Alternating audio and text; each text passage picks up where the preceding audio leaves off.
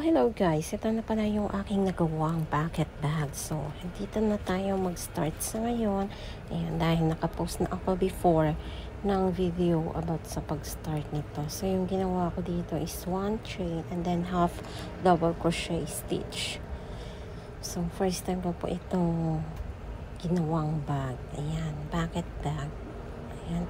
At saka yung gamit kong yarn is t-shirt yarn. So, ayan nga. Ayan. Medyo mabagal ang paggawa nito dahil malaki yung yarn at saka yung aking hook is maliit. So, ayan, dahil wala akong ibang hook. Yan lang yung pinakamalaki kong hook, guys. So, for 6mm po yung gamit ko. Pero dapat talaga, pag t-shirt yarn yung gamit is 7mm po yung crochet hook yung gagamitin. Ayan. And then, pagka second color natin dito is lalagyan ko ng color red or combination ng red. Ayan. So, dito na nga maglalak na ako. Hindi pa rin, hindi pa masyado talagang maganda yung aking paggawa dahil nga first time ko itong gawin. So, practice makes perfect. Ayan. Ayan, dito ako medyo gamali sa aking paglalak. So, ayan, hindi siya seamless yung paglock. Pero, okay pa rin. Practice makes perfect nga, diba? So, ito na ang aking nagawa. At saka, meron akong ginamit na bottom base. So, ayan yung bottom base. So, sige lang. Try and try lang naman. So, ginawa ko itong bucket bag, guys. So, diba? Ang ganda. Nakita nyo naman dun sa first ko na video, diba?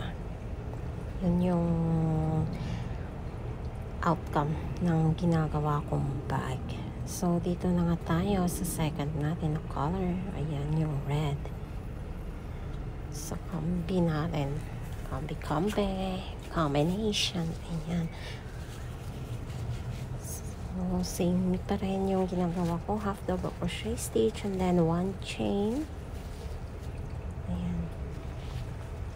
One chain and then half double crochet stitch. Yan na yung aking design. So, ayan. Salamat sa panonood. So, dito na nga.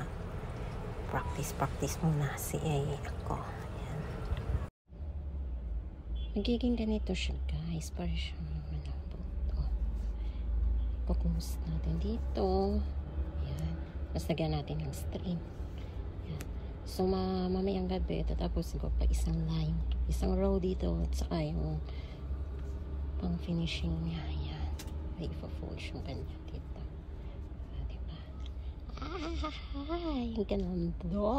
Siyempre, ganda talaga kasi gawa ko eh. Diba?